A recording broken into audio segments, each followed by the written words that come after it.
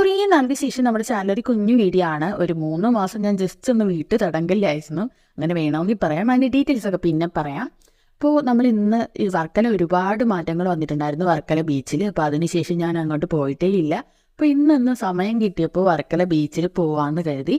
അപ്പോൾ അവിടെ ചെന്നപ്പോൾ ആദ്യം കണ്ട കാര്യം എന്ന് പറയുന്നത് അവിടെ ഫുൾ ക്രൗഡാണ്. പഴയതുപോലെ നമുക്ക് എന്താ പറയുക, എവിടെയെങ്കിലും പോയി ഒന്ന് സമാധാനത്തിൽ ഇരിക്കാമെന്നൊന്നും കരുതണ്ട.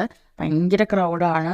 അതേപോലെ നമ്മുടെ ഫ്ലോട്ടിംഗ് ബ്രിഡ്ജൊക്കെ ഉള്ളത് കൊണ്ട് തന്നെ അതിൽ കയറാനൊക്കെ ഒരുപാട് ലോങ് ആയിട്ടുള്ള ക്യൂ ഉണ്ടായിരുന്നു. അപ്പോൾ ഞാൻ അവിടെ ചെന്ന് ഒരു കോഫിയൊക്കെ വാങ്ങി കുറച്ച് നേരം അവിടേക്ക് ഒന്ന് ചുറ്റിക്കറങ്ങി നടന്നതിന് ശേഷം നമ്മൾ തിരിച്ച് ഫുഡ് കഴിക്കാനായിട്ട് നമ്മൾ പാലത്തിലുള്ള ചിക്കൻസിൽ വന്നായിരുന്നു.